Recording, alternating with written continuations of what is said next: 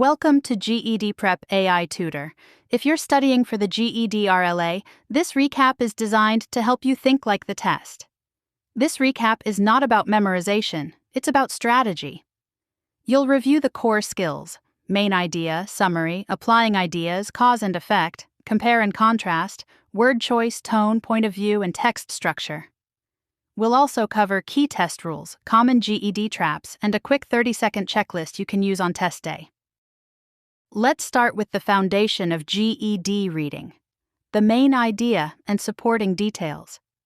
The main idea is the most important point the writer wants to communicate. Sometimes the writer states it directly, but many times you have to infer it by looking at the details. Supporting details are the facts, examples, and descriptions that explain, develop, and point back to the main idea. For example, if a passage mentions enjoying flavors, relaxing in the kitchen, and experimenting with food, those details all support one bigger message: cooking brings the writer joy. On the GED, don't choose an answer just because one sentence sounds important. Instead, ask, which idea do the details keep pointing back to? Once you can spot the main idea and the details that support it, the next step is explaining that meaning clearly, through restating and summarizing. Now let's talk about two skills the GED tests all the time: restating and summarizing.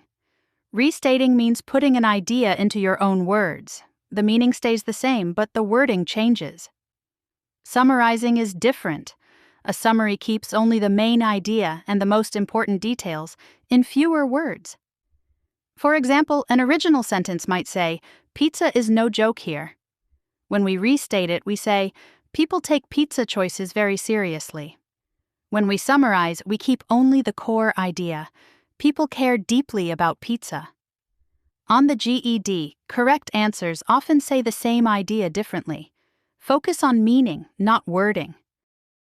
Another key skill on the GED is applying ideas. This skill tests whether you can take what you've read and use it in a new situation. Applying ideas does not mean finding the same topic again. Instead, it means recognizing a pattern and seeing how that pattern works elsewhere. For example, the key idea is that people expect to receive what they paid for. Ordering something online and receiving the wrong item may look different from other situations, but the same idea applies in both cases. The details change, but the logic stays the same. On the GED, focus on the pattern of reasoning, not surface details. This skill often works together with cause and effect, which we'll look at next. Closely related to applying ideas is understanding cause and effect. A cause answers why something happened. An effect shows what happened as a result. The cause is the reason or action, and the effect is the outcome that follows. In this example, the child has too much energy. That is the cause. Because of that, the effect is the parent takes the child outside. On the GED, be careful not to reverse these roles. Always ask yourself, what happened first, and what happened because of it? Understanding cause and effect will also help you compare ideas more clearly. As you read nonfiction, writers don't always state every idea directly. To compare means to show how things are alike. To contrast means to show how things are different. In this example, the writer compares and contrasts mealtime customs in Japan and Italy. Both cultures value food and enjoy eating together.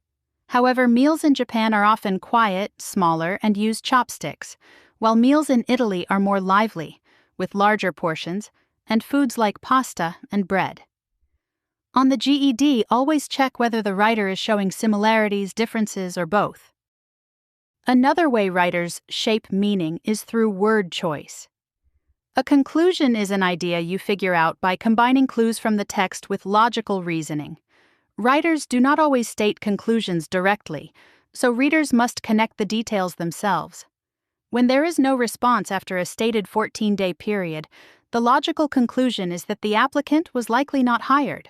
This conclusion comes from the evidence in the situation, not from a personal opinion. When this same pattern appears across many similar situations, it becomes a generalization. Generalizations are broad statements about a group or situation and must be supported by enough evidence. On the GED, always check that a conclusion or generalization is based on the text, not on assumptions or guesses. When reading nonfiction, it's important to understand both the writer's tone and point of view. Writers choose words not only to describe facts, but also to shape how the reader feels. This is called connotation. Some words carry a positive feeling, some are negative, and others are neutral. Even when two words describe the same place, they can create very different impressions. For example, the word home suggests warmth, comfort, and safety. The word dump describes the same place, but creates a negative and unpleasant feeling. This difference comes from word choice, not from meaning alone. Figurative language works in a similar way by adding imagery that helps the reader picture ideas more clearly. On the GED, always think about how a word makes you feel, not just what it literally means. When reading nonfiction, it's important to understand both the writer's tone and the writer's point of view. Tone describes how the writer feels about the subject. It reflects the writer's attitude and is shown through word choice and expressions. Positive words suggest approval or enthusiasm, while negative words suggest criticism or concern. Point of view, on the other hand, tells you who is speaking. It reveals the writer's role, position, or perspective on the topic.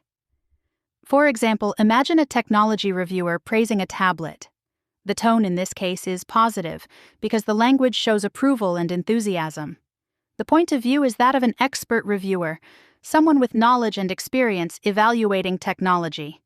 On the GED, don't confuse these two ideas. Tone is about how the writer feels, while point of view is about who the writer is and where they are coming from. Writers do not place ideas randomly. They organize information on purpose to guide the reader's understanding. One very common text structure is a main idea followed by supporting examples. The main idea presents a broad, general point the writer wants you to remember. The examples that follow provide specific details that help explain or prove that idea. For instance, a passage may state that cities are becoming more crowded. To support this main idea, the writer might give examples such as New York, London, and Tokyo. Each example points back to the same central idea instead of introducing something new. On the GED, recognizing this pattern helps you see how details connect to the main idea and prevents you from focusing on individual examples instead of the overall message. On the GED, success is not about memorizing information. It's about using the right strategy. The GED tests how you think, not how many facts you remember. That's why the main idea is always broader than individual details. A summary should show the overall message, not list every small fact. When you apply ideas, focus on patterns of meaning, not surface topics or keywords. Many wrong answers on the GED sound correct at first, but they fall into common traps. Some choices are true, but not the point. Others are too specific or based on assumptions that are not supported by the text. Strong GED answers connect ideas, follow the logic of the passage, and stay focused on what truly matters. Remember, GED rewards strategy and clear thinking, not memorization. Before you answer any GED RLA question, pause for 30 seconds and run this checklist in your head. First, focus on the big picture. The main idea is always more important than individual details. A summary should show the overall message, not list facts. Next, think meaning over wording. When a question asks you to restate something, the meaning stays the same even if the words change. New words do not mean a new idea. Then apply patterns. Applying ideas means recognizing patterns, not matching topics. Look for cause and effect, and notice whether the passage is comparing similarities or contrasting differences. Finally, pay attention to language signals. Tone and point of view come from word choice and who is speaking. Be careful with generalizations like all or every, and follow transition words to understand text structure. GED reading is not about memorization, it's about strategy. Save this checklist and use it before every reading question. We've covered the key strategies in this section, and now you're ready to move on to the next. Don't forget to download the app and subscribe to our channel for more updates.